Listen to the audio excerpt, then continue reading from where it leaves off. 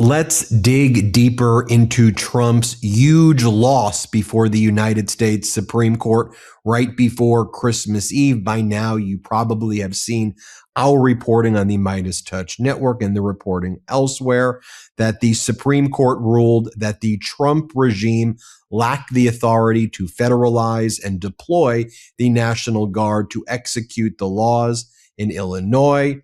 If you go into the ruling, it was a 6-3 decision. You had Alito, Thomas, and Gorsuch dissenting. You had Kavanaugh and Roberts and Coney Barrett joining the liberals on the 6-3 aspect of this.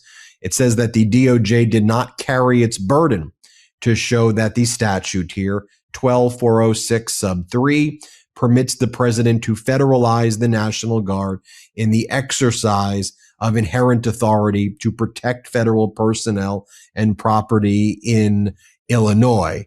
When you dig deeper into this opinion and you look at a concurring opinion by Justice Kavanaugh, it's very interesting in the footnote what he says, because as Gabrielle Malor explains, also, Justice Kavanaugh sounds like he really, really wants a second try at his decision authorizing Kavanaugh stops.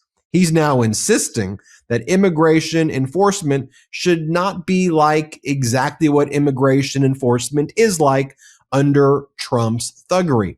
Let me read you the footnote from this decision, which said that the Trump regime cannot be deploying the National Guard as it did in Illinois, which I think has far wider ramifications the way that order is written. But here's what Kavanaugh said in a concurring decision. In a footnote, the state and the government disagree about whether the immigration officers have violated the Constitution in making certain immigration stops and arrests. The basic constitutional rules governing that dispute are longstanding and clear. The Fourth Amendment requires that immigration stops must be based on reasonable suspicion of illegal presence. Stops must be brief, arrests must be based on probable cause, and officers must not employ excessive force. Moreover, the officers must not make interior immigration stops or arrests based on race or ethnicity.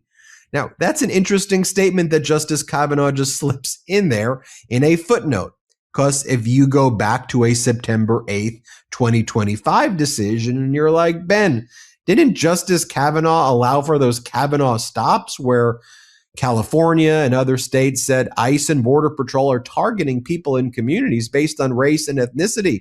Block it. Federal courts blocked it. The circuit courts blocked it. But Kavanaugh, speaking for a right-wing court, said, actually, we're going to stay what the district court did, and we're going to allow ICE and Border Patrol to essentially racially profile. So Kavanaugh stops. That's basically what Kavanaugh is known for as a justice, in addition to his very embarrassing confirmation hearing. But the Kavanaugh stops, like the racist stops. So just so you all know, here's what he wrote in that September 8th opinion, so you can read it for yourself. It says, to stop an individual for brief questioning about immigration status, the government must have reasonable suspicion that the individual is illegally present in the United States. Whether an officer has reasonable suspicion depends on the totality of circumstances. Here, those circumstances include that there is an extremely high number and percentage of illegal immigrants in the LA area, that those individuals tend to gather in certain locations to seek daily work, that those individuals often work in certain kinds of jobs, such as day labor, landscaping, agriculture, and construction, that do not require paperwork and are therefore especially attractive to illegal immigrants, and that many of those illegally in the Los Angeles area come from Mexico or Central America and do not speak much English. So those factors seem to basically mean racial profiling. There are a lot of immigrants in California. It's majority minority in California who, yes, work jobs of agriculture, construction, etc. And Kavanaugh said there that that gave the Trump regime the right to go after him. And then in this decision, right before Christmas Eve, in a footnote of all places, while he joins with the majority, although he views a little bit more nuance that there's got to be a fact-based analysis of the specific deployment of the National Guard, whether they could be deployed or not. And he goes, the issue of whether they constitute regular forces, military forces, should be a case-by-case analysis. But anyway, in the footnote, he goes, actually describing what the Trump regime is doing as being unlawful, but he enabled it. So I want to bring in Harry Litman from the Talking Feds podcast, the Talking Feds YouTube channel, and the Talking Feds Substack. Harry, what I love about these segments that you and I do is, yes, there's obviously reporting the central holding, which was broad and expansive, and I want you to talk about it as wider-ranging application where the Supreme Court says, no, Donald Trump, you can't bring in the National Guard. They're regular forces.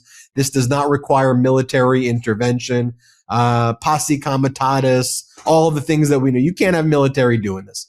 And you then have these nuances in the ruling as well that have these broader ripples that you start to be able to extract. Are judges saying things that are deeper? How is this going to impact all these other rulings? So, Harry, break down maybe the point that I addressed towards the end, but go talk about this generally, Harry. All right, well, let me start with you. And man, there's a lot going on, and it's mostly pretty damn good. And I think you're right that, Justice Kavanaugh maybe watched It's a Wonderful Life and didn't want to be on Potter's side anymore, wanted to be with Jimmy Stewart. The point that you were just quoting from, Ben, that's a long footnote that he drops after saying it's enough to agree with what the other five are saying, that the statutory term regular forces encompasses the military. This point out of left field from an amicus brief of a single law professor at Georgetown, Marty Lederman. Kavanaugh says that's enough, and then he dropped this long footnote. And yeah, he has a stream of different opinions that I sort of read. You could summarize as, I'm not such a bad guy. Honest, I'm not such a bad guy. And this was really, you read what he had previously written, and those four factors that pretty much seemed to reduce to race or ethnicity, they were the very four that ICE was saying it was applying, and it was certainly applying as they were executing it to go after particular nationalities. They were the people who had that profession and showed up at these places to work and lived in Southern California and the like. So it's a retreat, and it's especially interesting how he writes about it. It's all clear. He doesn't in any way say, I kind of got it wrong here. He just presents it as always having been clear, and essentially, don't come back to me with my own words. I disavow my own words. Here are the real words. And that sentence, completely unnecessary to what he's writing about, but nevertheless just really is, blaring. You can't do it based on race or ethnicity. So he's on this Christmas special. He's on the good guys there. And I'll tell you, the court is generally, this was from the time the court took the case, and remember, it's on the emergency motion by the administration, which they've won again and again and again this year, until only last week they close out the year with two losses. It seemed huge because it was clear, Ben, that it didn't simply serve up whether you could have already a pretty dramatic and kind of tyrannical thing of the boots on the ground of the National Guard, Trump taking it over and having them on the ground in Illinois. And by the way, remember, not just Illinois National Guard, but Texas as well coming up. Yeah, we'll almost a kind of, sort of civil war. That was important in and of itself, but the basic, really important thing that made me focus like a laser on this case was the administration for deference. Their first argument here, even till the very end, was you can't even you can't even construe the term in the statute, rebellion or regular forces. Government, president says it, end of story. And if they had done something even kind of like that, and we could have really expected them to say something like, we've got to give him a lot of deference, and had green lighted that sort of emergency authority, he absolutely could have been off to the races with all kinds of pernicious, mischievous applications of that emergency power to mess with, especially the elections, but other things as well. So the stakes were huge. And one way of interpreting this, we'll be talking about it for weeks here on Meidas and elsewhere, is the court, understood. They give ground. They love executive power. Maybe they even love the Republican Party. But here's the one where if they green light it, it actually could spell the end of, democratic system of government. They might have even perceived this. And, it was a very sort of straightforward, solid, short decision that the per curiam made. I just wanted to also note another important thing. They just construed the term. So the term here is regular forces. And you had this kind of astonishing, I've never seen the like, that a single law professor dug deep and said, I think it means to include all the military, which is a little counterintuitive, right? That's what regular forces would mean. But he dug deep the way the court does. And the court came out with that, typically a application like this might get cited in 2 or 3 days. Instead, a few days into it, they had this supplementary briefing order. The briefs were submitted, and it's been a month while, the court was working it out. Maybe Thomas and Alito, Thomas joins Alito's opinion, or Gorsuch, were given time to make their point.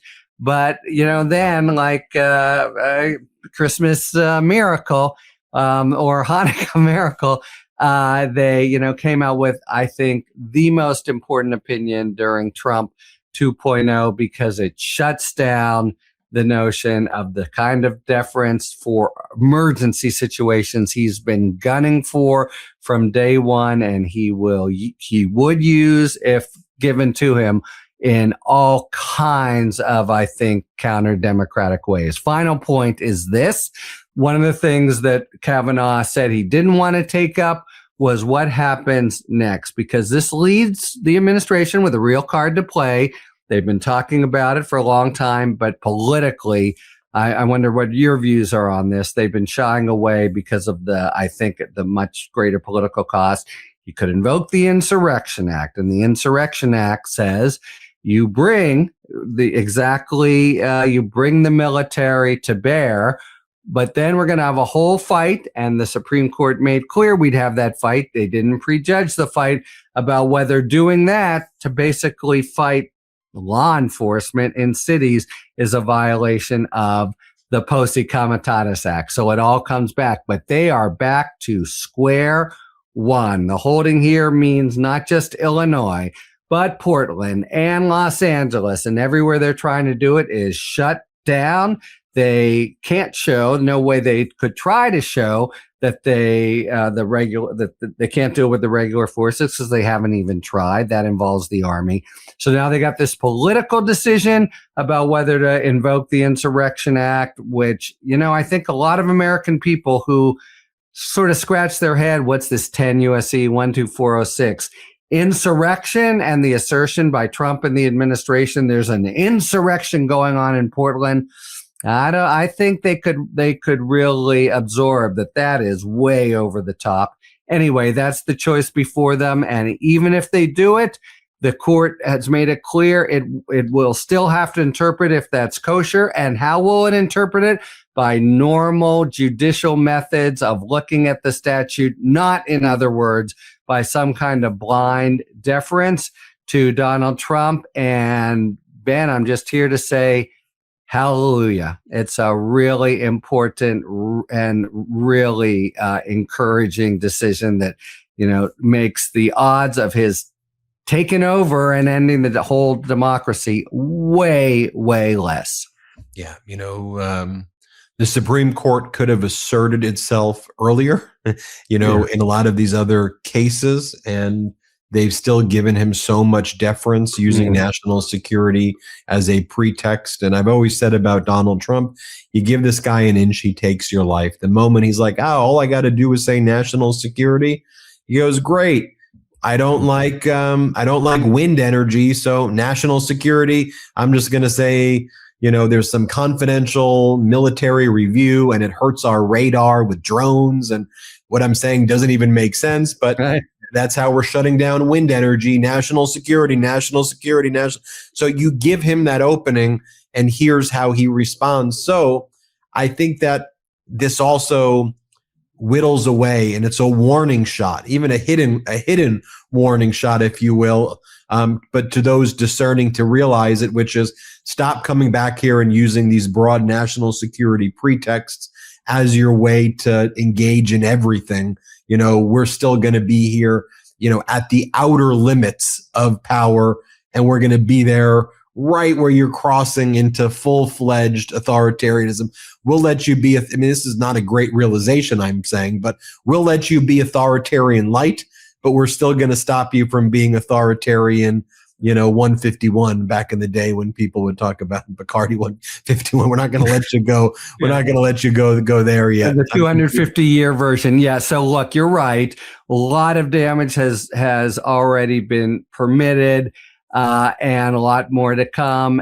But, this really, people were justifiably, given what's happened this year, on tenterhooks. And man, oh man, a bit of a December miracle here. So yes, I think the way you put it's really dead on. Authoritarian light, okay, but the Constitution's not a suicide pact. That's, at least the lesson from, and I just want to say again, it doesn't foreclose the possibility of giving him nasty tyrannical tools that he needs, but it's not simply this issue about 10 USC 12406. It's the whole notion of deciding it based the judiciary asserting its role. No, we'll tell you whether or not it's an insurrection. We'll tell you whether or not it's a rebellion. We'll tell you whether or not it's regular forces.